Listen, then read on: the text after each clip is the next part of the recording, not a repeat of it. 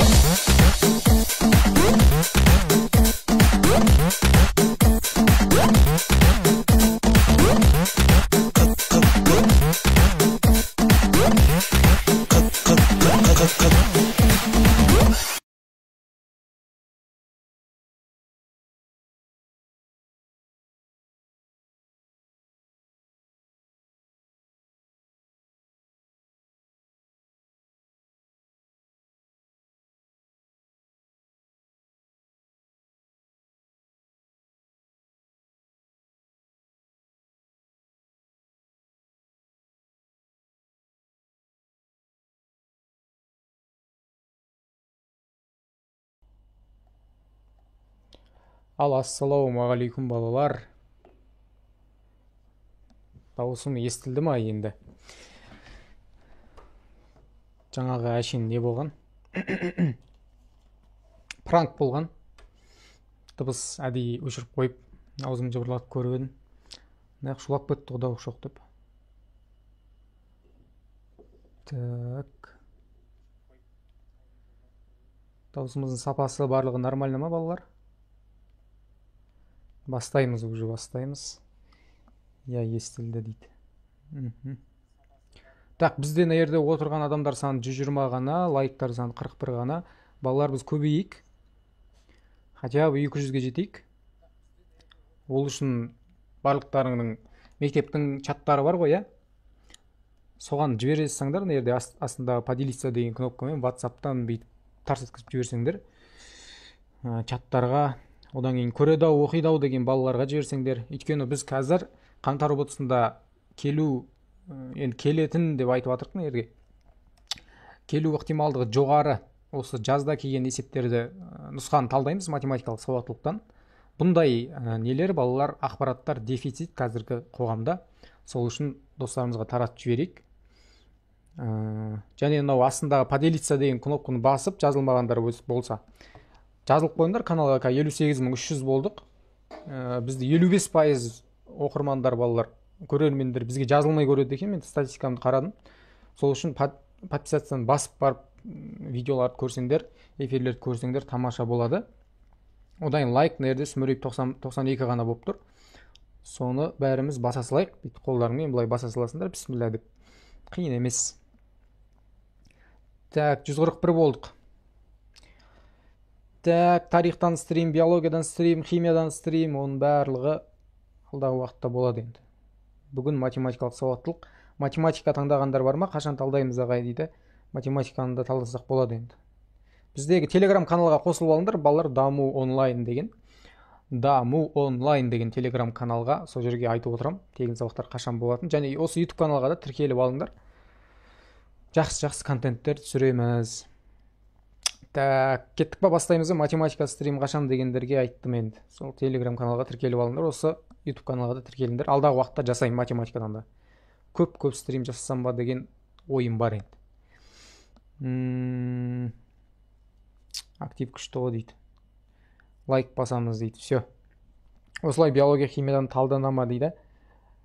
Талдау керек десеңдер, балалар, талдаймыз. Талдап беріңізші десеңдер, талдаймыз. Проблема жоқ. Матсауатлық деп тұр ғой, оқысаңдаршы дейді.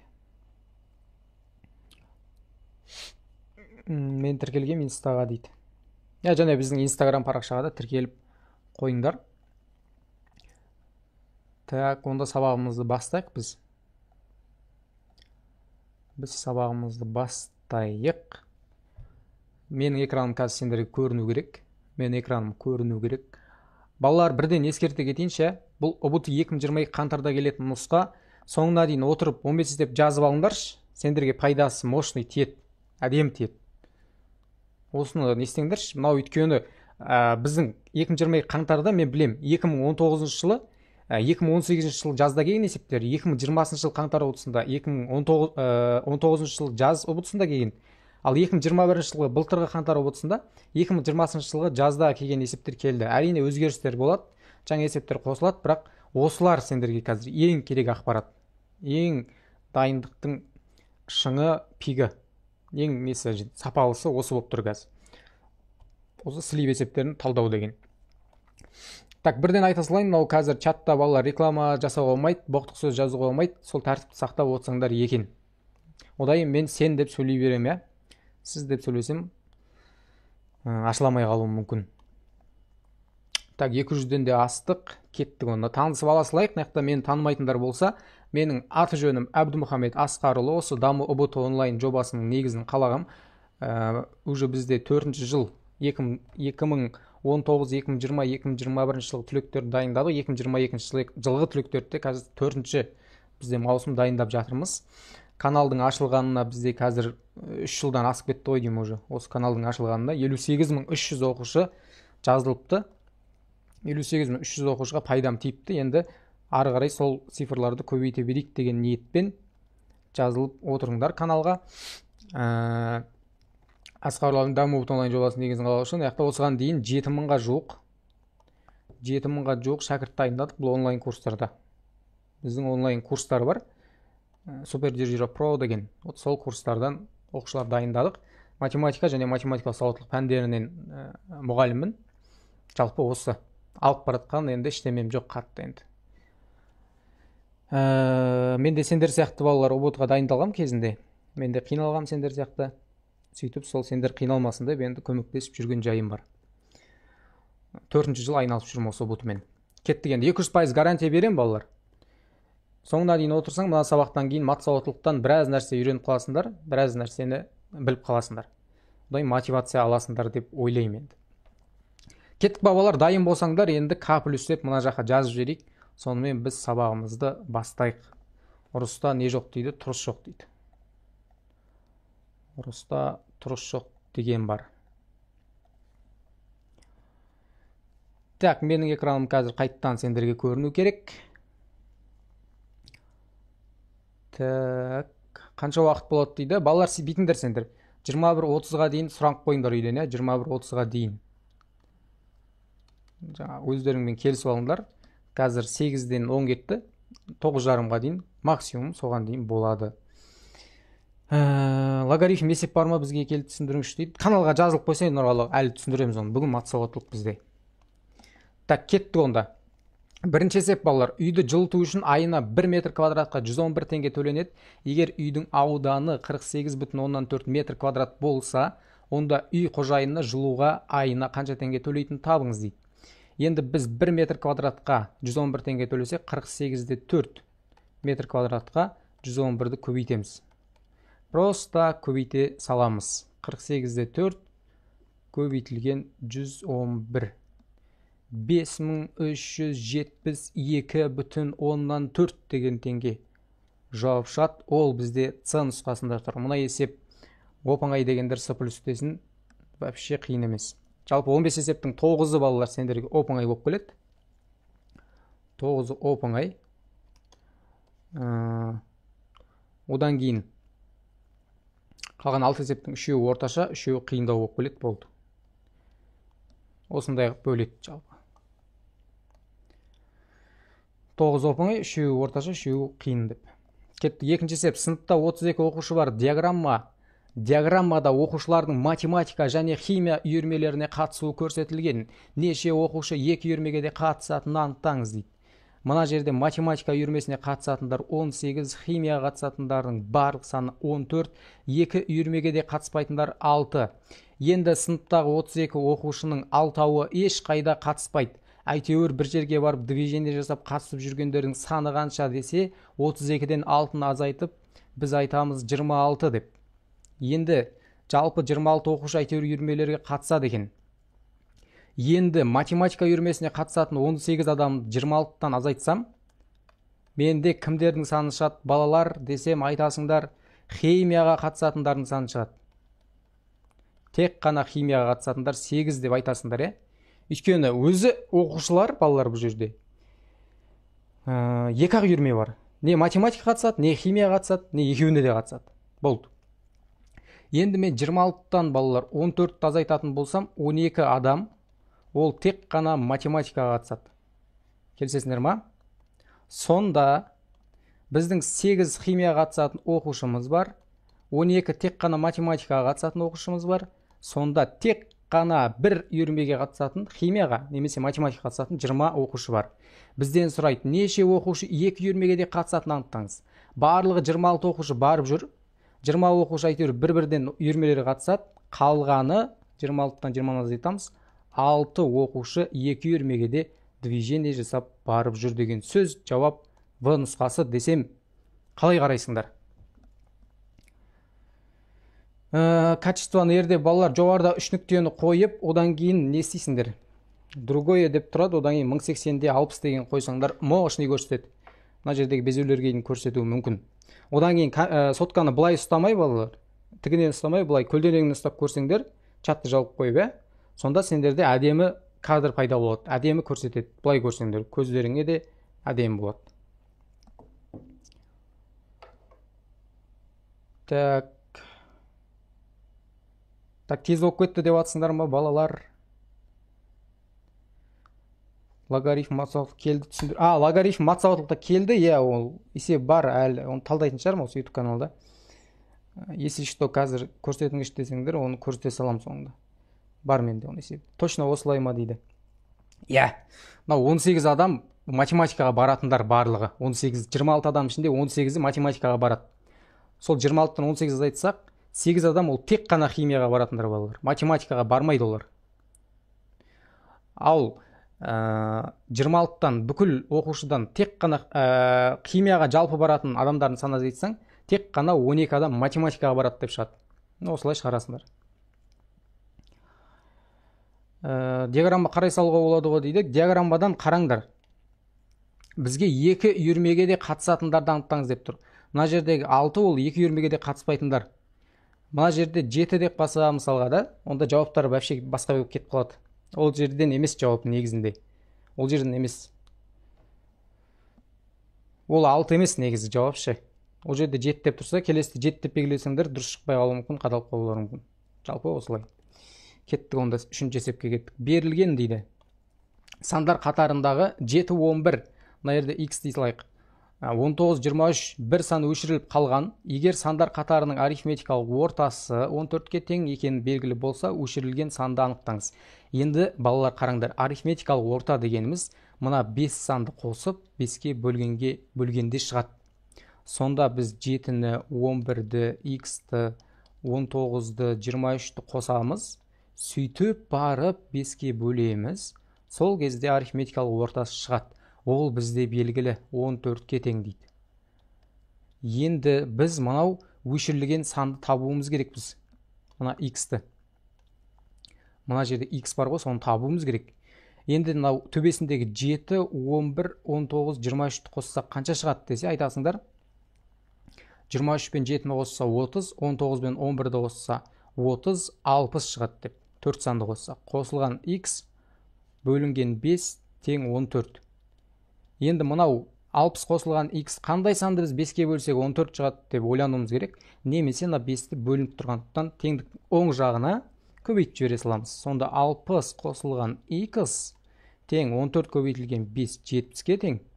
X тең болады, 70 азайтылған 60 10-ға тең болады. Мына жерде орнынан қойып көрсеңдер де болады, сол шығады. Бұның мынау бірінші варианты балалар, кәдімгідей шығару жолы бұл, шығару жолы. Екінші варианты бар. Екінші вариантын аяққа жазып қойын ба, керек жоқ па? Жазайын ба, керек жоқ па? Екінші варианты бар.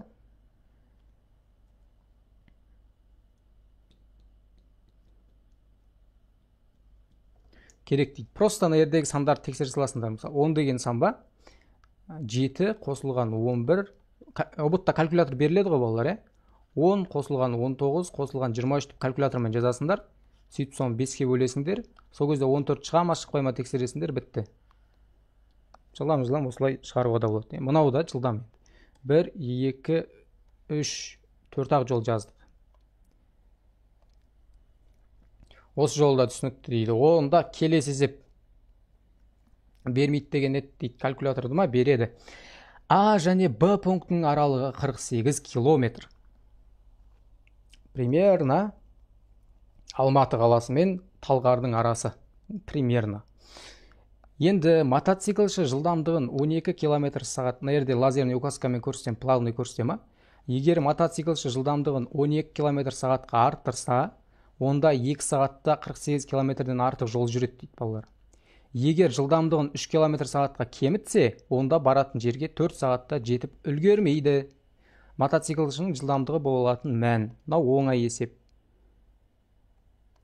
Мына жерге қарайық. Егер жылдамдығын 3 км сағатқа кемітсе, онда баратын жерге 4 сағатта жетіп үлгермейді. Балалар қараңдар.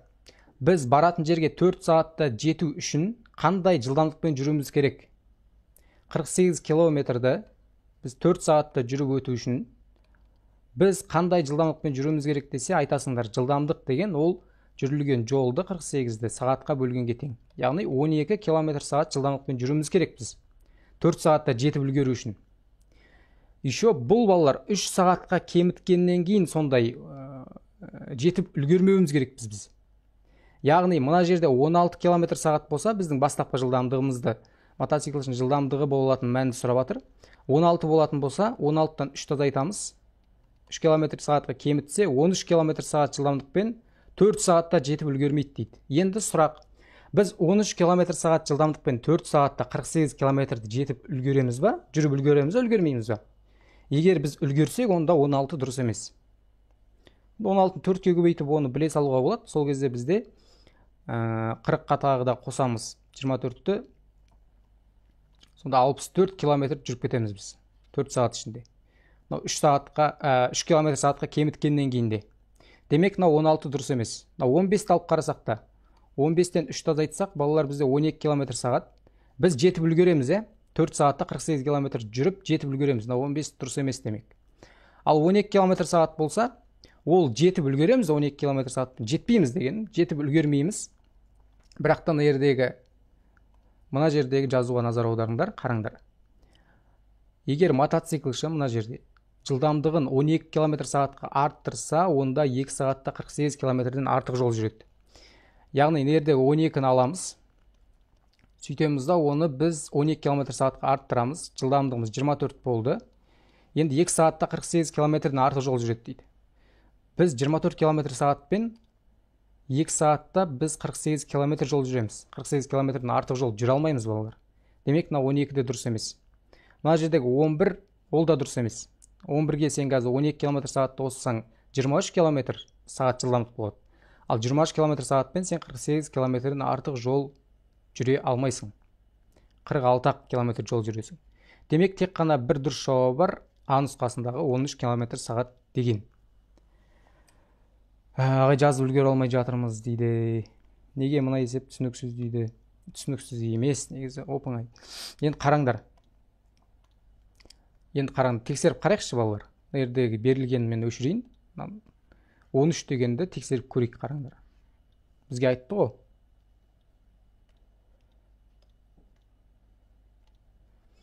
Міне, егер мотоциклші жылдамдығын 12 км сағатқа арттырса, біз 13 км сағаттан 12 км сағатқа арттырамыз тағы да. Яғни біздің жылдамдығымыз 25 км сағат. Со арттырған кездегі жылдамдықпен арттырса, онда 2 сағатта 48 км-ден артық жол жүреді. Біз 25 км сағат жылдамдықпен 2 сағатта қанша жол жүреміз?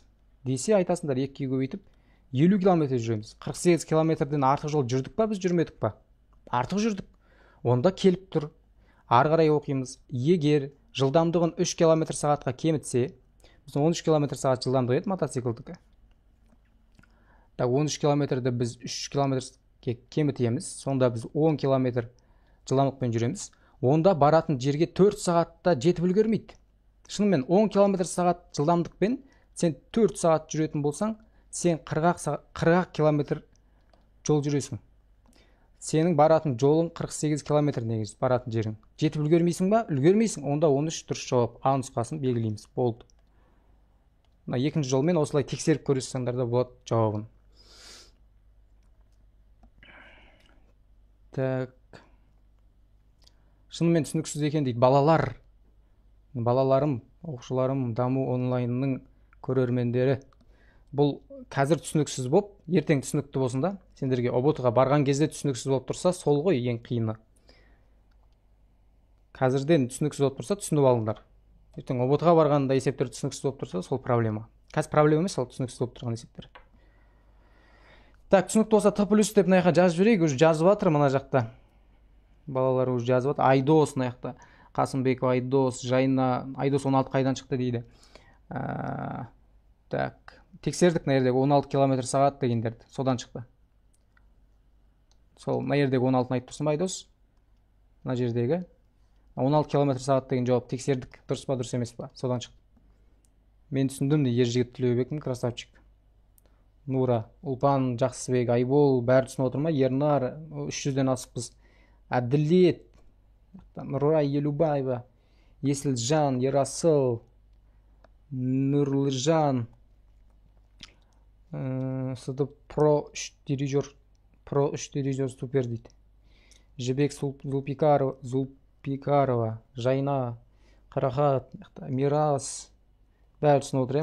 Амандық, Абылай, Еділ, Алтай, Айнұр дейді. Санжар Тұрсынметов. Бәрі түсініп отыр ма? Болды, кеттік онда. Келесі 5-ші есеп. Жалпы магистрлер саны докторанттар санынан қанша есе артқанын табыңыз дейді. Енді магистрлердің санын табу үшін қосамыз. Қазақстан, Өзбекстан, Қырғызстан, Түркменстан 4 мемлекетті қосамыз. 500-ге 100 қосамыз. 500-ге біз қосамыз. 400 қосылған 100 мың болады, 1200. Мына жақта 150-ге біз қосамыз 50-де 200, 125-ге 75 қосасың 200, 400 болады. Сонда докторанттар санынан қанша есеге артық екен табу үшін біз 1200-ді 400-ге бөле саламыз. Сөйтеміз да 3 есе деп айтамыз. 5-ші сыныптың есебі. Оңай 9 есептің ішіне кіреді. Так, асықпай түсіндіріңізші дейді. Асықпай түсіндіріп отырмын енді балалар. Асығыс жоқ. 6-ші есеп. H және M әріптері кез келген ретпен жазылған M әрпінің соңында жазылу ықтималдығын анықтаңыз. Енді қараңдар, соңғы әріптің орны деп қарайықшы. Осы жерге қарайық. Біздің ықтималдықтың формуласы өзі Қайрат Нұртас деген әншінің құрметіне қойылған сияқты үстіне керектілерін астына барлық жағдайларды жазамыз ғой. Енді мына жақта бізде не H әрпі болады, не M әрпі болады. Яғни барлық жағдай өзі екеу ақ. Соның біреуі болады. Енді бізге керек жағдайы M әрпінің тұруы. Яғни біреу ғана. Бізге керек жағдай біреу. Сонда 2-ден 1 қой ықтималдық болар. 50%. 50-де 50. Не M тұрады, не H тұрады. Түсіндіңдер ма? Ал егерде H, M және K әріптер жазылуы мүмкін соңында, сол жерге M әрпінің жазылу ықтималдығын тап десе, онда барлығы 3, M әрпі 1, 3-ден 1 деп айтатын едік. Егерде бұлай берілген кезде. Мынау түсінікті болса, S+ деп жазатынымыз бар еді. S+ деп жазатын әдетіміз бар еді баяғыда.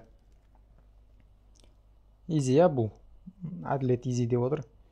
Айбол, онда 3-ден 1 дейді, Айбол түсінді Айбол.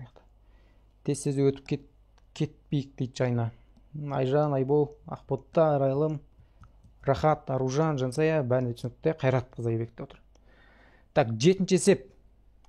Мен қазір 7-ші есепті көрсетіп берем, балалар. Мына жерде Батыс Қазақстаннан кім бар? Соны айтып өтіңізші маған, Батыс Қазақстаннан. Батыстан. Батыс Қазақстаннан кім бар? Батыс Қазақстан. Қанша есеп болып? 15 есеп, бір нұсқа талдаймыз қазір. Әділет Батыстан екен ғой, Темірлан Жаңбырбай Батыстан отыр да.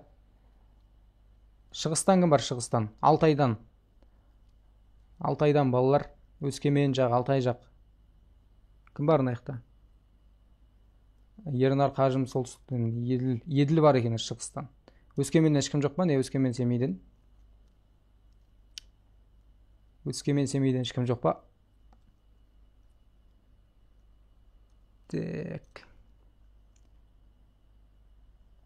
Еділ Зиятбек отыр екен ғой, Зерде отыр мына Өскеменнен, Алтай жақтан отыр да. Атыраудан кім бар? Атыраудан. Оңтүстік Қазақстаннан отыр, Батыс жиналып қапты дейді. 300 адам қарап отыр эфирді дейді. Түсіндім. Так. Атыраудан ешкім жоқ па? Неужели? Ерасыл Сатжановтың өзі отыр екен Атыраудан. Қызық. Онда бұл Алтай мен Атыраудың арасын жалғаған сабақ болды деп айтайын дегенім ғой. Жарайды, кеттік. Келесі 7-ші есеп. Енді мощный есептерге келіп жеттік. Төмендегі сурет бойынша мәліметтерді пайдаланып, бұрыш FGE бұрышының жартысын анықтаңыз дейді. Ол бұрыш мынау ғой. Мынау балаларым қарамен көрсетіліп тұр, мен қызылмен бояп қойдым. Осының жартысын анықтау керек. Жартысын. Енді бізде мына жердегі суретке назар аударсаңдар, қандай жағдай орын алып жатыр десе, мен мына жаққа сызайын. Мынаның 115 градус деген, сол жағын. Оң жағы белгісіз. Оны қалай табамыз десе, балалар, жалпы жазыңқы бұрыштың төбесі 180 градус. Мына жағы 180 градус болып табылады. Енді соның жартысы мына жағы 115 болса, онда оң жағы біз 180-нен 115-ті азайтқанға тең болады. Сонда ол 65 градусқа тең. Мына жеріміз 65 градусқа тең екен. Мына жасылмен белгіленіп тұрған жер 65 градус. Енді мынау екі сызықты көріп отырсыңдар ма балалар, мына жердегі? Мына жердегі және мына жердегі. Бірдей бір сызықтар. Ол деген осы екі қабырға бірдей деген сөз. Демек, бұл тең бүйірлі үш бұрыш деген сөз. Тең бүйірлі. Тең бүйірлі үш бұрыштың қасиеті бойынша біздің мынау екі жасыл және қызыл деп тұрған екі бұрыштарымыз тең болады. Демек, қызылымыз 65 градус. Енді айтты ғой бізге FGE бұрышының жартысын анықтаңыз. Осы 65 екен толық. Соның жартысын табу үшін біз екіге бөлеміз. Сол кезде 32,5 градус деген бұрыш шығады бізге. Жауап А нұсқасы балалар. Оқушылар, білімгерлер, талапкерлер, абитуриенттер. Так. Матем неге талдамай жүрсіз дейді. Талдайын ба математика? Математикадан да менде есептер бар, біраз бар. Осы жазда келген есептер талдап көрсетейін ба? Математиктер егер көреміз деп атсаңдар, көрсетеміз. Так, мына есеп түсінікті болса, балалар, Ж плюс деп жаза салайық. Қай жер түсініксіз, чотам бұрышқа байланысты берілген есеп тек қана бір неге берілген ережеге. Жазыңқы бұрыш 180 градус тұрады деген. Так, матем талданыш дейді. Биология керек дейді. Все. Матем керек срочно дейді.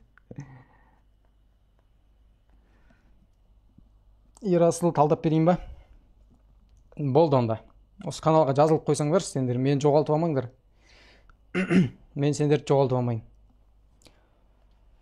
Так. 8-ші есеп онда. Яқта Ж плюс, в общем, бәрінде түсінікті сияқты енді. Қиын есептер шығарайық та, теңсіздік логарифм дейді. Қай-қайда қосу азайту емес дейді. Негізі ма? Онда заблокировать ете салайын. Бар, қиын есептер көре берсейші. Көп қой қиын есептер. Сканави деген кітапты ал, шығар. Маған не алайсың? Бұл нұсқа бір өз ешкімге зияны жоқ нұсқа мысалы. 8-ші есеп балалар, кеттік. Суретте Нұр-Сұлтан қаласының 2019 жылдың желтоқсан айының 10 мен 15 күндер аралығындағы ауа райының орташа температурасының графигі көрсетілген. Графикті пайдаланып, ауа райының орташа температурасы неше күн минус 25 градустан жоғары болған анықтаңыз десе, мына жердегі біздің минус 25 градус дегеніміз, мына жер. Қарамен мен көрсеттім балаларымды. Осыдан жоғары жатқандар, біріншісі мынау, екінші күн мынау, үшінші күн мынау, төртінші мынау, бесінші мынау, алтыншы мынау. Сонда 6 күн екен. Жауап В нұсқасы. Бұл оңай енді. Так, мынау еміз ма, жаңа келіп отырмын. Бұл матсауаттылық. Так, Эфир сақтала ма? Эфир сақтап қояйын ба? Керек па? Математика курс бар ма дейді? Курс бар бізде, мощный курс бар. Мощный курс бар. 9-шы есеп. N-ші мүшесінің формуласын табыңыз дейді. Міне балалар, 2-ден 1, 5-ден 1, 10-нан 1, 17-ден 1. Ол д нұсқасы дұрыс жауап болады. Қалай десе, біз мысалы, бірінші мүшені табу үшін n-нің орнына 1-ді қоямыз балалар. 1 бөлінген n-нің квадраты қосылған 1 қоя. Біз n тең 1 деп бірінші мүшені тапсақ, 1 азайтылған 1-дің квадраты қосылған 1 деп n-нің орнына 1-ді қойған кезде 2-ден 1 шығады. Шықты ма? Шықты. n-нің орнына 2-ні қойған кезде 1 азайтылған 2-нің квадраты қосылған 1 десек, мынау 2-нің квадраты 4-ке 1 қосылып 5 болады, сонда 5-тен 1 шығады.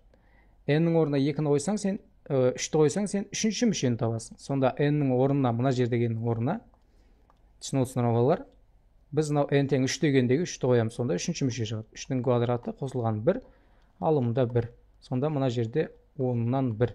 Енді 4-ті қойсаңдар, 4-тің квадраты 16, 1-ді қосып 17-тен 1 деген шығады. Осылар шығып отыр, көрінер ма? Сонда жауабымыз д нұсқасы екен. Қалғандарын тексеріп көрсеңдер, бұндай жауап шықпайды. Матем курс қайдан табамыз? Супердирижер про деген курс бар балалар бізде. Соған жазылсаңдар болады. Математика, физика, математика, география таңдағандарға өте мощный курс. Биохимдарға да, дұрыс ағылшындарға да еще. Так. Түсінбедім что-то дейді. В общем, мынандай ғой. Мынау бірінші мүше балалар. Мынау екінші мүше, мынау үшінші, мынау төртінші мүшелер. Сен мына формулада берілген, жауабында көрсетілген n-нің орнына 1-ді қойсаң, сен бірінші мүшені табасың. Міне. Мына жерде біз бірінші мүшені таптық. n-нің орнына 1-ді қою арқылы мына жердегі. Мына жерге 2-ні қою арқылы екінші мүшені таптық. 5-тен 1 шықты. Мына жақта екінші мүше 5-тен 1-ге тең. n-нің орнына 3-ті қойдық, мынау д нұсқасындағы. 3-тің квадраты 9, 1-ді қосты 10-нан 1. Мынау үшінші мүше, 10-нан 1-ға тең еді. Сол бәрі шығып тұр. Демек д нұсқасы дұрыс. В нұсқасын, А нұсқасын тексеру үшін n-нің орнына 1-ді, 2-ні, 3-ті қойып бересіңдер. Сол кезде 2-ден 1, 5-тен 1, 10-нан 1 деген сандар берілгендегідей шығу керек. 30 орын толды ма дейді. 30 орын әлі толған жоқ. Бағасын біле алмай кеттім курстың. Курстың бағасы, қазіргі бағасы 104.800 теңге негізі бағасы балалар. Бізде 106.400 теңгемен де оқып атқан балалар бар. 104.800 теңге. Қазір алғаш жазылған оқушыларға біз жеңілдік жасап жатырық. 52.400 теңгемен 6 айлық курсқа 5 пәннен жазылуға мүмкіндік беріп жатырық. Ол жерде бір сөзбен айтқан кезде 6 ай ішінде біз 120 плюс балға дейін көтереміз. 5 пәннен. Қалай көтереміз десе, біздегі таңдау пәндерде 100 сабақ өтіледі, бас аяғы барлығы тікелей эфирдегі Zoom-да қадағаланатын, қатыспасаң ұрып тұрып кіргізетін сабақтар болады. Видео формат емес, тікелей эфир. Одан ол сабақтар сақталып отырады. Бас аяғы 100 сабақ таңдау пәндерден, негізгі пәндерден 50 сабақ. Сонда 150 сабақты сен жаңа 52.400 теңгеге аласың. Қосымша бонустар, қосымша нелер болады. Кураторлардың қадағалауы деген сияқты сервистер. 2 аптада бір рет пробный тапсыру, әр сабақтан кейін тақырыптық тест тапсыру, үй жұмыстары дегендер болады олар. Реклама дейді. Рекламаны аяқтан жасайсылан. Курс туралы білгілерің келсе, 797-220-16 деген номерге жазып біле аласыңдар. Қазір сол 52.400 бен скидкамен жазыла аласыңдар, 30 орынға бөлінген. Ол баға қымбаттайды.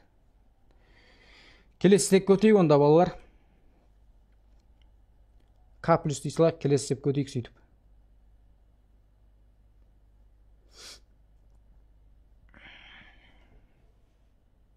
Бөліп төлеу бар ма? Предоплата 8.000 теңге төлейсің, қалған 22.200 теңгесін 2 айға бөліп төлеуге болады. Желтоқсан, қаңтар айы 2 айға бөліп төлеуге болады. Одан төлемейсің ары қарай. Қаңтарда төлейсің, ақпан, наурыз, сәуір, мамыр төлемейсің. Маусымда да болады еще. Так, математиканың курсы сол 52.400 теңге 5 пәннен. Математика бар, физика бар, тарих, матсауаттылық бар. Оқу сауаттылық. Қымбат. Одан да меганерден битейік. Реклама кетіп қалды. Қуып жере салайыншы. Каспийсіз бөліп төлеуге бола ма дейді. Каспиймен де бөліп төлеуге жоқ бізде қазір баға. 10-шы есеп есептеңіз дейді балаларына. Орналастырудың есебі. Орналастырудың есебі. Орналастырудың есебі. Енді мына жерде қалай шығарамыз деген кезде, бұл жерде 9 бізде ол элементтер, заттар. Соны біз үстіндегі 4 орынға, орын саны, орналастыруымыз керек. Енді бұлай логично ойлансаңдар балалар, бізде 4 орынды бұлай ящикпен көрсетейін. Ящиктер деген тәсіл бар, қолданыңдар, пайдаланыңдар. Мына жерде 4 орын бар деп қарастырайық. Енді мынау 4-ші ящикке, 4-ші орынға мен қанша элемент апарып қоя аламын? 9 элемент емес, давай. 9 машина деп қарастырсақ болады. 9 машинаның мен қаншауын апарып қоя аламын?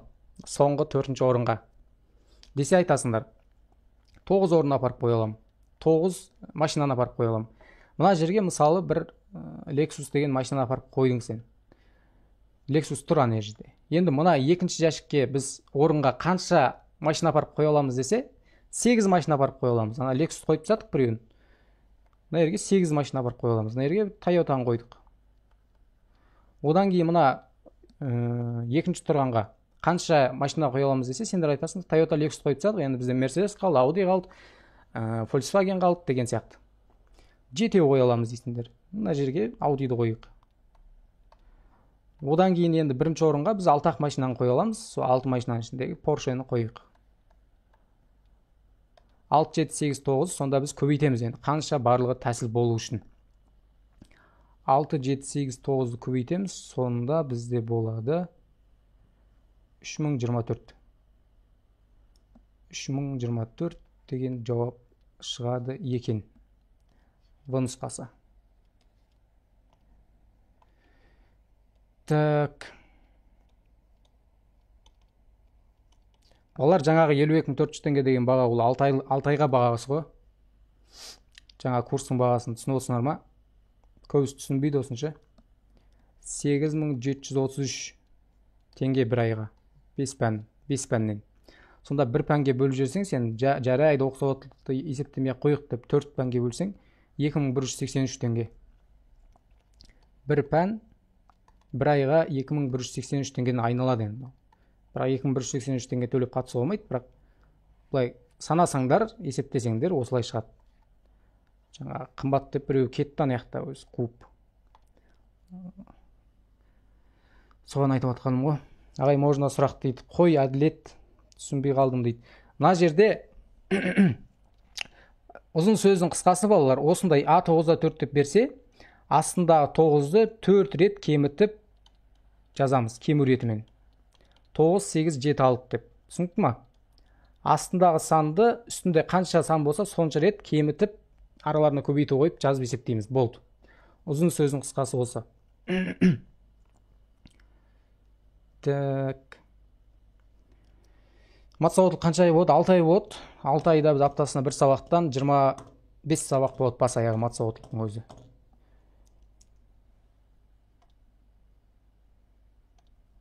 Бірақ бізде уже қазір Super Junior Pro 1-2 деген потоктар оқып отыр ғой. Олар уже қазір 15-15 алып жатырық дейді енді. Матсауытлық. Біз уже түсініп алдық негізі барлығын. Ендігі сабақтарды нұсқа талдаймыз. ОБОТта келген менде есептер көп, соларды шығарамыз ол курста. Так, аптасында не сабақ, я понял, просто қайталайын деп келіп тұрса не істейміз? Қайталанбай деп келіп тұрса не істейміз дейді. Ол қайталанбай дегенде онда 9 деп көбейтесің. Борис Призгин, қашан басталады курс? Бористен жазылдың, 25 күні құдай қаласа бастаймыз. Біз уже 15-нен бастап былай қарай таныстыру сабақтарын уже өтіп бастаймыз. Ашылу салтанаты типа. Басындағы фундамент соларды өтіп бастаймыз. 25 күн полный курс басталады осы. 4-ші лек бұл бізде. Кеттік есеп шығарайық балаларға. Соңында мен битек келсек, соңында мен қазір ненің курс жайлы толық ақпарат беріп өтейін. Есепке келіп отырған адамдарға есеп шығарайық. Одан курс керек дегендерге соңында сұрақ жауап, сол мәліметтер беріп өтем. Одан каналға тіркеліп қойыңдар, қазір кетіп қалатындар. Каналға тіркеліп қойыңдар, әлі де бізде осындай эфирлер көп өтеді. Қой, кеттік келесі есеп. Кестеде Kimex дүкеніндегі аяқ киімдердің өлшемдері бойынша салыстырмалы жиілік кестесі берілген. Дүкендегі аяқ киімдердің қанша проценті 40-шы өлшемді екенін анықтаңыз дейді. Енді қараңдар, астындағы пи деген мынау ықтималдық. Яғни мына 0,2, 0,4, 0,3, 0,8, 0,2 деген бәрін қоссақ, балалар, бір шығады. Мынаның бәрін қоссақ, бір шығады. Сонда мынау 40-шы өлшемдегілер бізде 0,8-ін құрап тұр. 0,8, яғни 100-дің 8-ін құрап тұр. Бүкілі 100 аяқ киім деп алсақ, соның 8-ін құрап тұр. Ол қанша пайыз десе, 8% дейміз. В нұсқасы. Бүкілі 100 аяқ киім болса, соның 8-ін құрап тұр мына жерде. 39-шы өлшемді қанша аяқ киім бар десе, 0,10-3, яғни 10 аяқ киім болса, 3-ін құрап тұр, онда 30. Мынау 40 штук, 38 деген. 36-шы размерде 20 штук аяқ киім бар. Яғни 20% деген ғой. Пайызбен мына жерде. Так, келесі есеп. Суретте қай геометриялық дененің жазбасы көрсетілгенін табыңыз дейді. Мына жерде қандай геометриялық фигура десе, біз қарайық. Конус бар бізде. Мына жерде екі жағы да шеңбер болу керек екен, астыда үстіде және шеті бар екен. Конус келмейтін сияқты конусқа, иә. Пирамида бар, пирамидаға да келмейтін сияқты.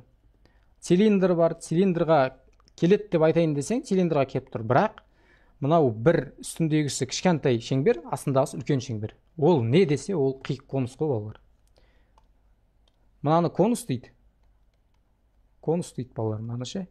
Конусты біз мына жерден алып қиып тастасақ бүйтіп. Бұны біз қиық конус деп айтамыз. Қиық конус.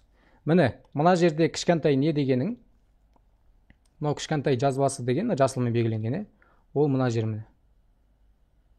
Осыны бізде жұлып алған. Одан мынау астындағы үлкен шеңберде отқаның, ол мына жерде. Ол мына жер. Түсіндіңдер ме, балалар? Мынау жазбасы, мынау ол бүйірі уже. Фиолетовый уже мынау бүйірі. Мына жағын жазып бит істеп алған. Жазып алған. Сонда қиық конус деп жауап береді екенбіз, балалар. Жауап е нұсқасы пирамида емес, қиық пирамида емес, конус емес, цилиндр емес. Түсінікті шығар, е? Так. Ай, точно осы келе ма дейді. Келет деп атыр ғой енді сол. Келу ықтималдықтары өте жоғары есептер ғой бұлар. 17% жылдық өсіммен банктен 250 мың теңге несие алынды. Bir жылдан соң банкке қайтарылатын ақшаның мөлшері дейді, балалар. Сендер ертең кредит алмасын деп осындай есептер беріпті. Енді 17% жылында өседі екен. 250 мың теңгенің 17%-ын тауып алайық. 250 мыңның 17%-ын табу үшін 100-ден 17-ге көбейтесіңдер. Кез келген пайыз табу үшін, балалар, 100-ден сен 20%-ын тапқың келсе, 17-ның орнына 20 дейсің. Енді мына жақта 2 нөлі қысқарады, сонда 2500-ді 17-ге көбейтейік. 2500-ді 17-ге көбейтейік. 42500 теңге. 42500 теңге шығады екен. Бұл өсімі, балалар, мынау өсім. Осындай 17% өсім бізде қосылады енді. Қайқа қосылады десе, осы 250 мың теңгеге қосылады енді өсім. 17%-ы 42500 теңге қосылады. Сол кезде бізде 200 қанша болады? 292.500 теңге болады. 292.500 теңге. Жауап сонда бізде В нұсқасы болды. Балалар, түсіндіре алдым ба?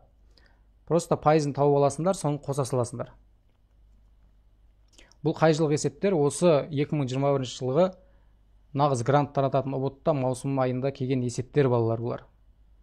Маңызы өте жоғары. Мына есептер негізі неде таралмады интернетте. Баяғыда таралып кететін 100 нұсқа деп. 2021-де, 2021 деп, 20-да, 19-да, 18, 17-де таралды, қатты таралды. Мына есептер көп таралған жоқ. Общем, таралған жоқ десем болады. Мұнан көрген адамдар бар ма мына есепті алдында? Көрген адамдар болса, К плюс десін, көрмегендер болса, минус қойсыншы. Мына есеп бірінші рет көріп отырдық дегендер. Оны есеп шығардық мысалы қазір. Барған сайын адам азайып барады ғой дейді. Енді іріктеліп жатырмыз ғой. Қазір жазылуға бола ма, курсқа ма? Минус мына жерде қатарынан уже 5 адам, 7-8 адам, Айболдың өзі минус дейді. Аптасында неше сабақ бір пәннен ағай? Таңдау пәндерден 4 сабақ, негізгі пәндер 2 сабақ. Так, дөңгелек диаграмма 4 секторға бөлінген. Мынаның 2 түрлі есебі бар балалар. Біреуінде градус сұрайды, біреуінде қанша бөлік екенін сұрайды. Енді шығарайық. Мынау әдемі есеп.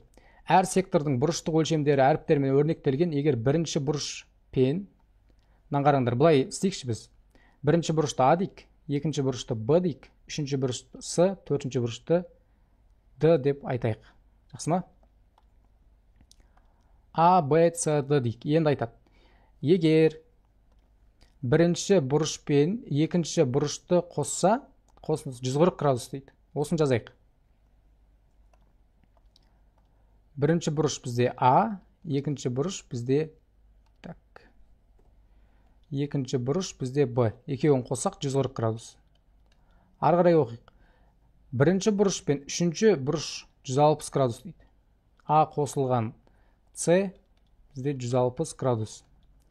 Ал бірінші бұрыш пен төртінші бұрыш 180 градус болса дейді. А қосылған Д тең 180 градус. Онда төртінші сектордың бұрышы дейді. Яғни бізге Д-ны табу керек екен. Төртінші деп отқанымыз Д деп алдық біз. Енді мынаның барлығын қосып жіберсек не шығады?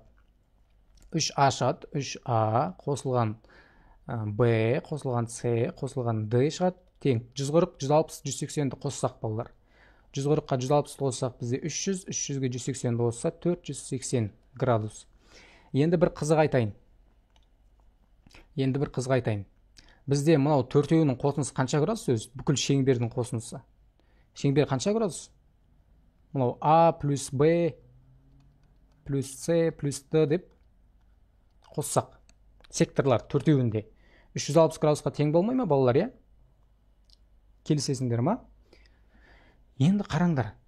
А плюс Б плюс С плюс Д деген бар ғой бізде мына жерде міне. Мынау 3А-ның бір асын аласың, Б-ны, С-ны, Д-ны қосасың. Сол 360-ға тең. Ол үшін мен былай жазайын. 3А-ны бөлейін енді. 2А деп бір жазайын. Одан кейін қосылған А, қосылған Б, қосылған С, қосылған Д деп жазайын, тең 480 градусқа. Енді қараңдаршы балалар. А қосылған Б, қосылған С, қосылған Д бізде 360 градусқа тең ғой. Міне.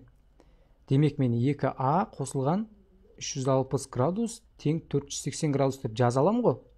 Осы жерден А-ны тауып аламын да, А арқылы мына жерден Д-ны тауып аламын. Болды, есеп шығады.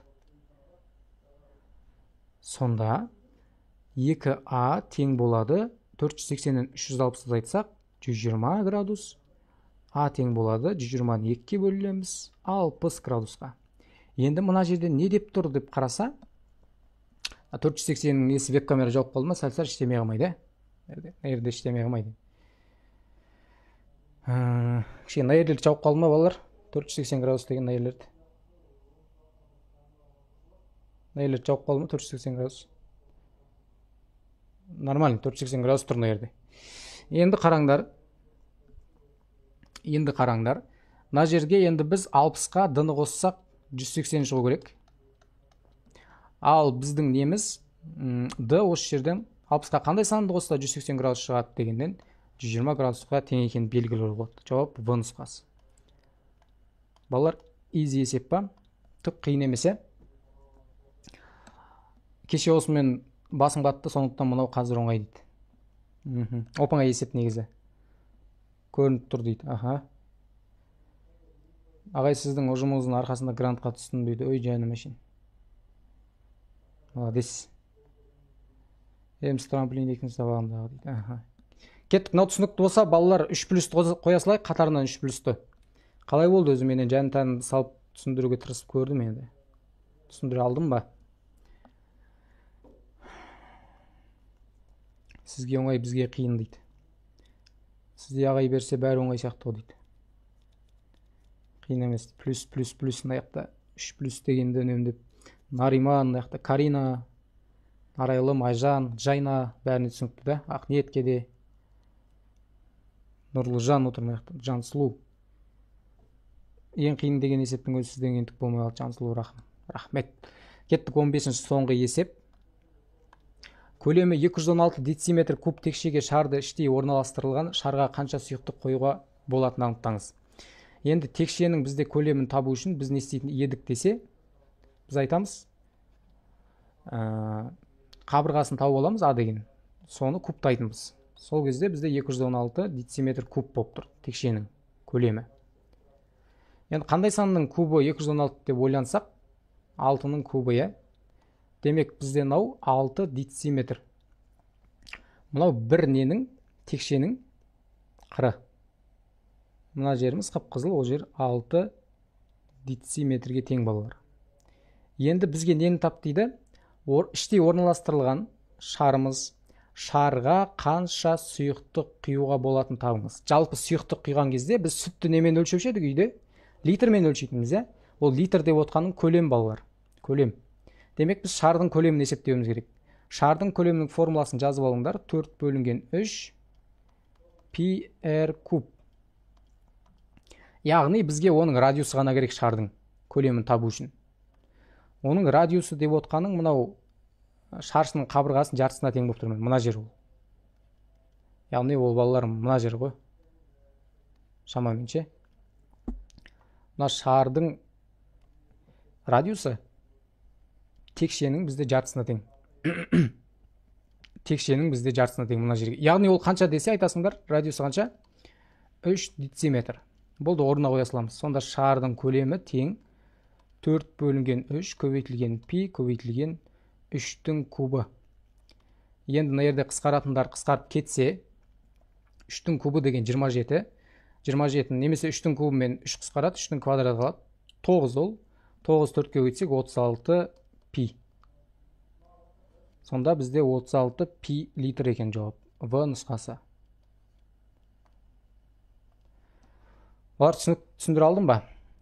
Мына жерде енді көлемі дециметрмен беріліп тұр. Дециметр куб. Ал 1 дециметр кубқа бізде 1 литр тең болады. 1 дециметр кубқа 1 литр тең. Осылай жалпы.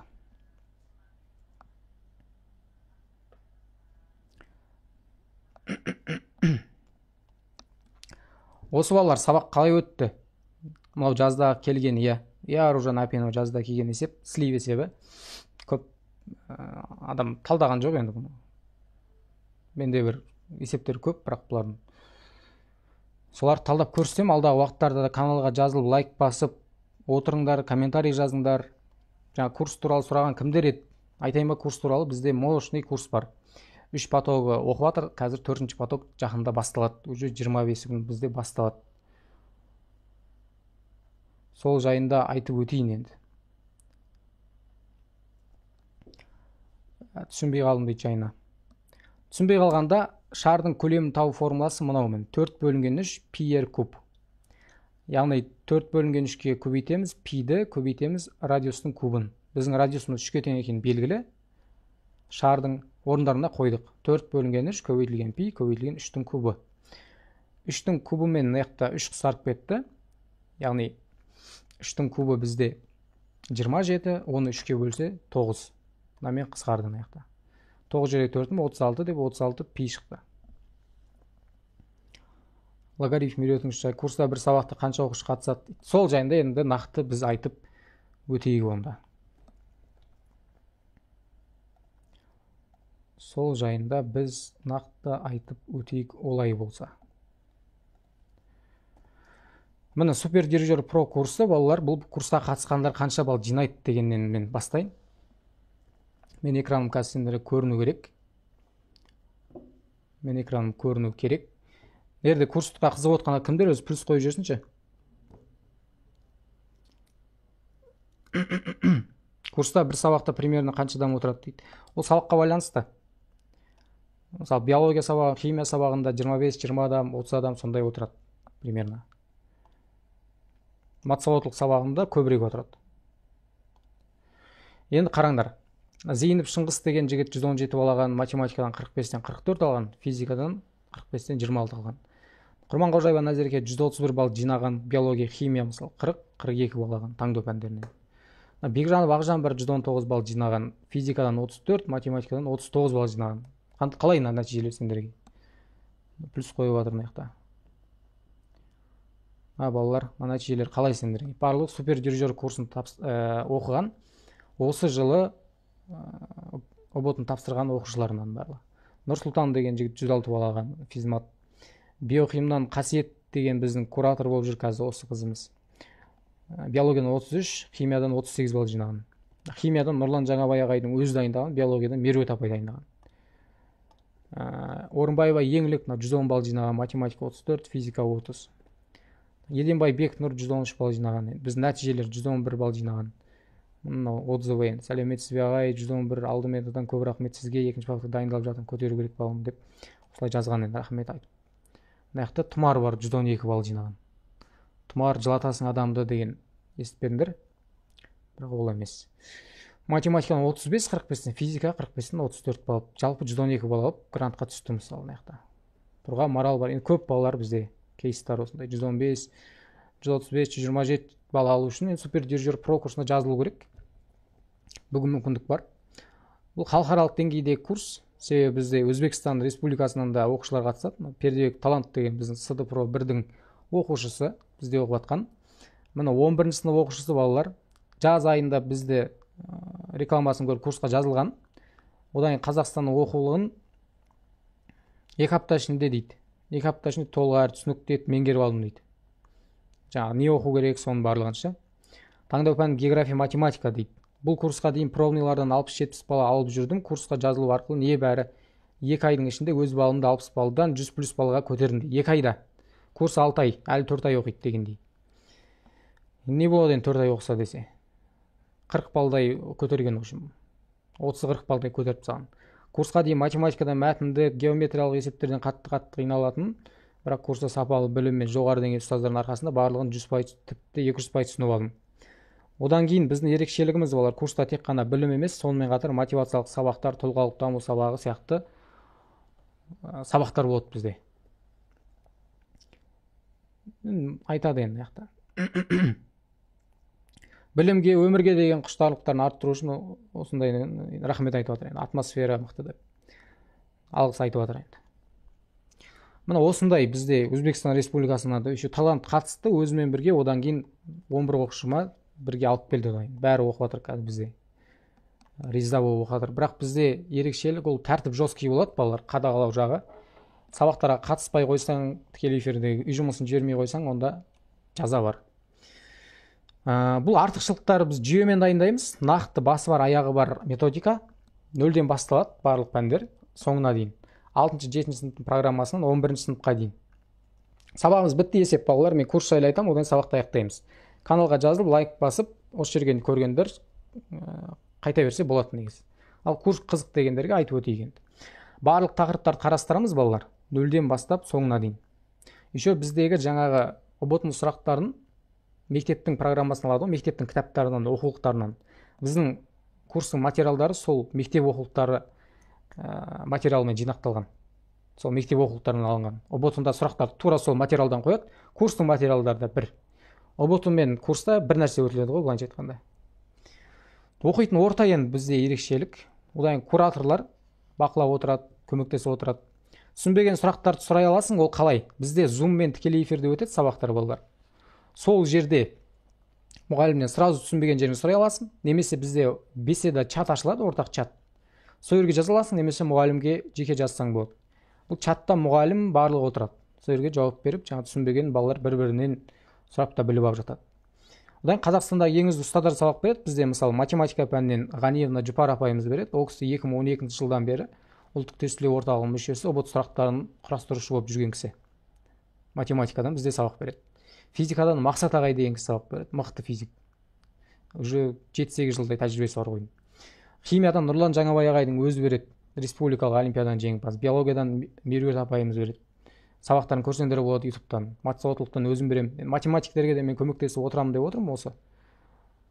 Алдағы уақыттарда уже. Нұсқат алдап дегендей. Өзім математик болғаннан кейін. ТЖТ дүниежүзі тарихы ағылшыннан бізде мысалы Сәния апайымыз береді, мықты ағылшыннан мықты түсіндіреді, оқушылар риза болып отыр. Осы жалпы одан кейін ағылшыннан бар, иә, геометрия бар ма, математикада балалар 7 сыныпта бөлшектерден бастап 6 сыныптағы 11 сыныптағы интеграл стереометрияға дейін геометрия алгебрасымен толық 45 сұрақты қамтимыз. Химияда да сондай органика, бейорганика екеуі де қарастырылады. Бұл жерде комплексный дайындық қой, толық. Үй жұмыстары болады одан кейін. Мысалы бізде мынандай расписанияны айтып берейін. Бірінші дүйсенбі күні мысалы математика болады. Дүйсенбі күні матем болады. Екінші күні мысалы мат сауаттылық болады. Примерно расписаниясын айтып отырмын. Үшінші күні бізде енді не болады жаңа? Физика болады. Одан кейін төртінші күні қайттан математика. Бесінші күні Қазақстан тарихы. Алтыншы күні уже тағы да бізде физика болады. Сонда жетінші күні сен жаңағылар тапсырасың енді. Бізде оқу сауаттылығы енді кейде болады. Бізде потоктармен. Оқу сауаттылық қиын деп ойламаймын. Мен 5 пән деп айтамыз, бірақ по факту 4 пән ғой негізінде. Бірақ оқу сауаттылықтан да біз көрсетеміз енді. Лайфхактар бар, оны айтатын. Біліп алу керек оны сендерге. Оны айтамыз. Жетінші күні енді біз осыларды үй жұмыстарын орындап, тапсырып, жұптық жұмыстар жасап, уже дайындала береміз өстіп. Жұптық жұмыс деген жаңағы балалар қосымша, олар бізде не жаңағы? Курс ішіндегі атмосфераға жұмыс жасайтын, сендерге ары қарай нәтижелі болу үшін, эффективный болу үшін жасалатын жұмыстар ол. Жұптық жұмыс, одан кейін жаңа тақырыптық тесттер деген сияқты заттар. Солмын таңдау пәндер аптасына 4 күн, негізгі пәндер аптасына 2 күн болады. Бір сабақтың уақыты шамамен 1,5 сағаттай болады. Сонда біз таңдау пәндеріміз 50-50 сабақтан 100 сабақ балалар бас аяғы. Негізгі пәндеріміз 25-25-тен 50 сабақ. Сонда барлығы 150 сабақ. Мотивациялық сабақтар аптасына 1 күн болып жатады. Тұлғалық даму сабақтары, оларды қоспағанда 150 сабақ. Қосымша видеолар болады, оларды қоспағанда. Үй жұмыстарын талдау жасаймыз кейде, соларды қоспағанда айтып отырмын. Мына жерге жазып қойдым енді. Енді кемшіліктері бар. Интернет жақсы болу керек, ноутбук немесе телефон болу керек, тәртіпке бағыну керек балалар. Кір деген сабаққа кіріп отыру керек. Тапсырмаларды уақытылы орындап отыру, тапсырма қиын болмайды. Сабақтарға кіріп, мұқият зейін қойып тыңдасаңдар, жаз деген жазып, жатта деген жаттап алсаңдар болды. Бізге керек сол. Енді бағасы қанша? Матем курстан бересіз бе? Мен математикалық сауаттылықтан беремін. Мен математиканың да көмектесемін, математиканың да курстағы балаларға енді. Бірақ Ғаниевна Жұпар апай береді основной курста. Мен енді жаңағы нұсқа талдау сол жағынан енді көмектесіп отырамын деп отырмын.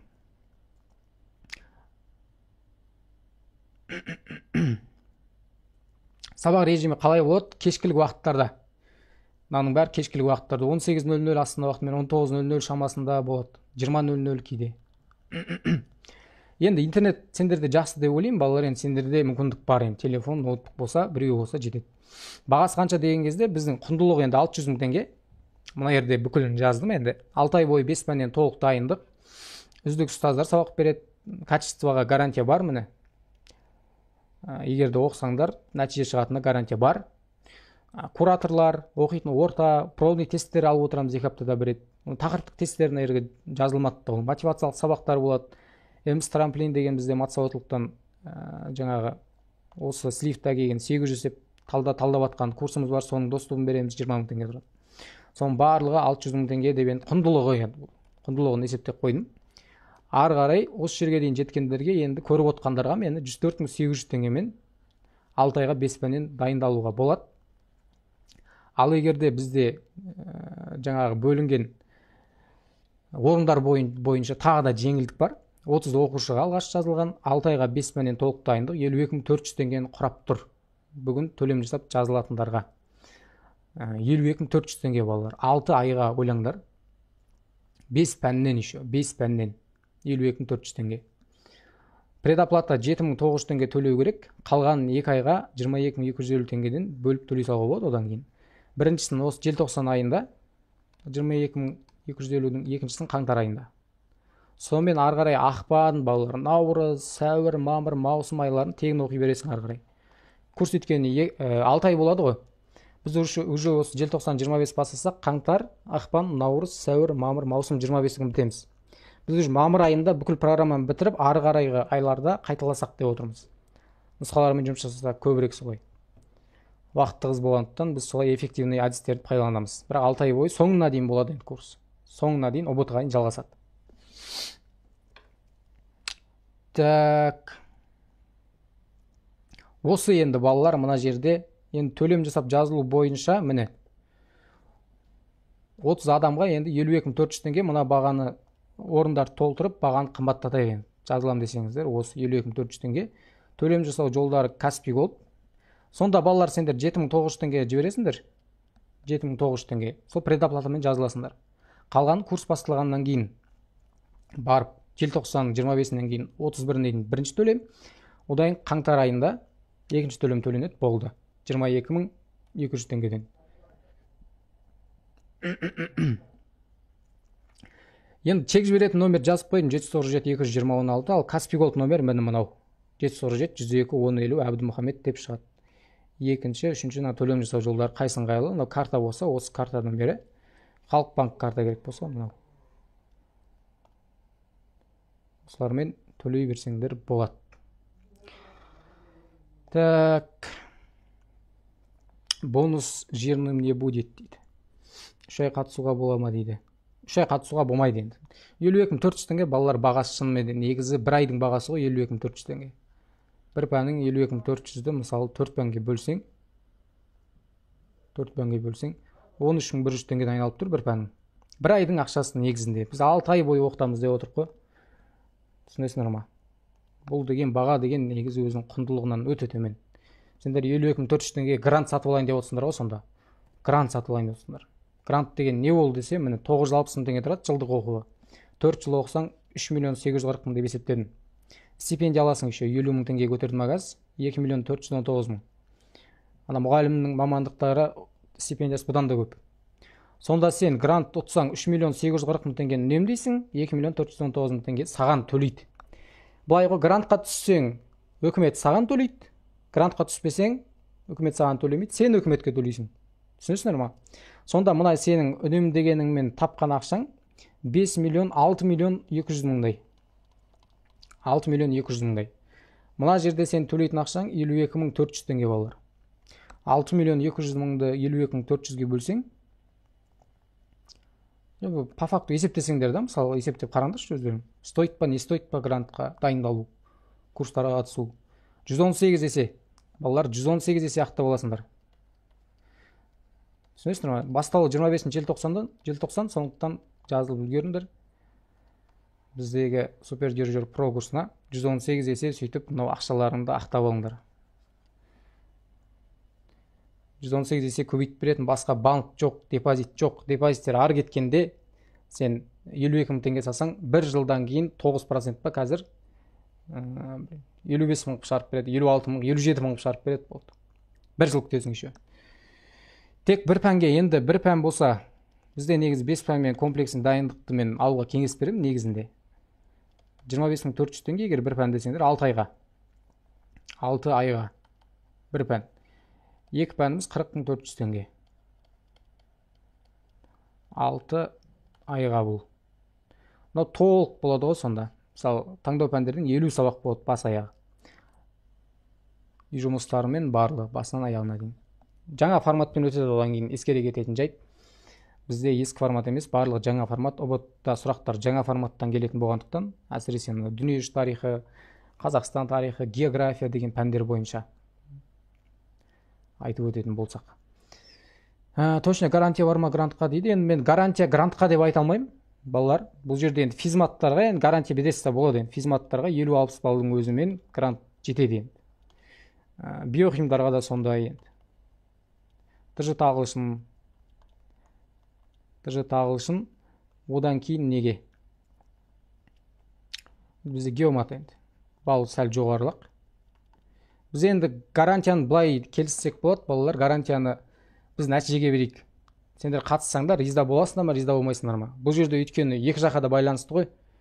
Жаңағы соткаға да мысалы, мына iPhone 13-дің де гарантиясы бар менде. Бірақ мен iPhone 13-дің жерге сындырсам, қолмен өзім бүйтіп ұрып. Ол гарантиясы жұмыс істей ме, жұмыс істемей ме? Жұмыс істемейді. Сондықтан да біздің курсты кіріп пайдалансаңдар, онда гарантиясы бар енді, нәтиже шығуына. Нәтиже шығады. Нәтиже шыққаннан кейін грантқа түсу енді өз қолдарыңда ғой.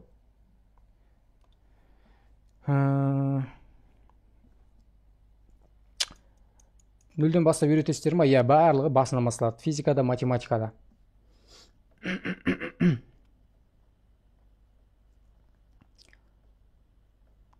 Так, осы енді балалар айтатынымыз. Төлейтін қырқын әр ай бөліп төлесе болады ма, әлде бірден төлеу керек па дейді. Мына жерге жазып қойдым балалар, қараңдар. 7900 теңге предоплата, қалған 22250 теңге. 7900 төлесең 24000 теңге қалады, 24500 теңге, сонда 22250-ден, то есть 44500 теңге, 22250-ден 2-ге бөліп төлесе болады 2 айға, желтоқсан қаңтар айларына. Курстың басталуы 25 желтоқсан, біз уже 15 күндері жаңағы алғашқы сабақтарды өтіп бастаймыз, бірақ 25 күн басталады негізі. 15-нен біз 25-не дейін дайындық жасаймыз. Қазір жазылып жатқан оқушыларға солай жасап жатырмыз. Ағылшын 0-ден бастап оқытасыздар ма? Иә. Есенғали Ильяс 0-ден бастап ойнатылады. Кешегі бонус қалай аламыз ағай дейді. Айбол, кешегі бонус кеше алмадың ба енді? Бүгін жоқ қой енді, кешегі бонус кеше алу керек. Қашан бастаймыз? 25 желтоқсан бастаймыз. 15 желтоқсан күні жаңағы несін дайындық бастаймыз, 10 күн бойы. Курстың аты неге супер дирижер дейді? Бұл енді супер дирижер деген дайындықты күшейтетін, 6 ай ішінде қысқа уақытта, осы 6 ай негізі көп ұзақ уақыт деп айтамайсың, тым қысқа деп айтамайсың. Осындай айдың ішінде 120+ балға шығарады деген ниетпен супер дирижер деп қойды. Супер дирижер.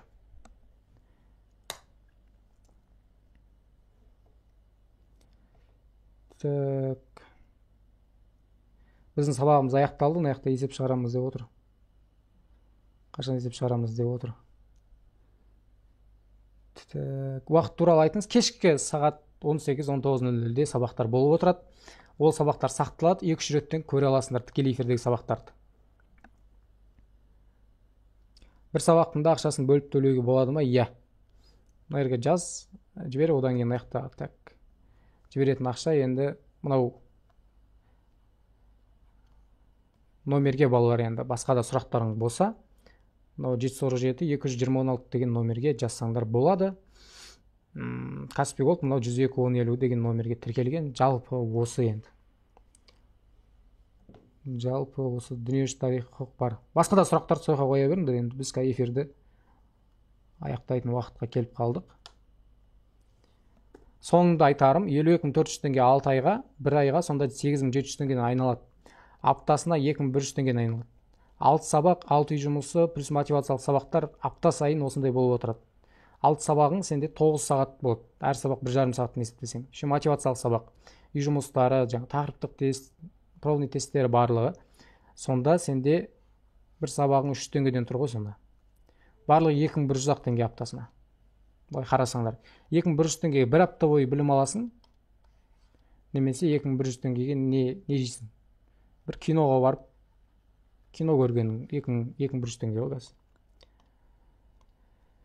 Вот осындай жағдай. Келесі эфир қашан болады дейді, осы каналға жазылып қойыңдар балалар. Одан кейін Telegram каналы бізде Даму онлайн, Инстаграмға да жазылыңдар ма? Даму онлайн деген біздің Telegram және Инстаграмдағы парақшаларынан бақылай аласыңдар. Telegram мен Инстаграм. Даму онлайн. Осы жерлерге айтамыз. Кеп қатысыңдар. WhatsApp номер жазып жіберіңіздер. 8-747-220-16 осы номерге курс бойынша сұрақтарды қойсаңдар болады. Басқа да ұсыныстар жөнінде осы номерге жазасыңдар. Сонымен біз сабағымызды аяқтайық балалар, осы абыроймен енді. Қалай болды сабақ өзі негізі? Қай жері ұнады, қай жері ұнамады?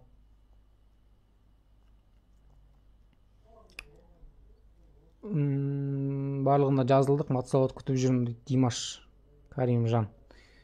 Сәттілік Димаш, күтіп жүрсең енді, мен де күтіп жүрмін. Уақыт тез өтеді мына Димаш, енді сен бит қазір әр сабаққа өзіңнің жеке дәптерлеріңді арнап 96 беттік, иә?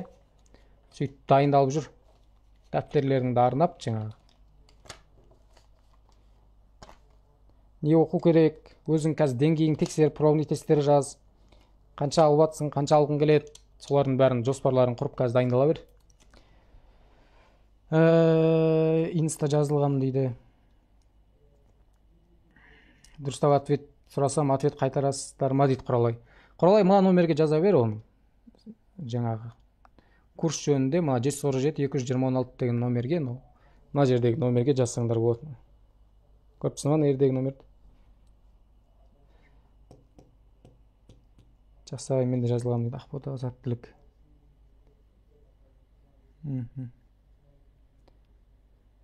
Так, бәрі күшті өтті дейді. Жақсы, онда сау болыңдар. Осымен біздің сабағымызды аяқтайық. Амандықта, саулықта, есендікте барлықта жүздескенше аман сау болайық. Осы каналға жазылып, лайк басып, комментарий жазуды ұмытпайық.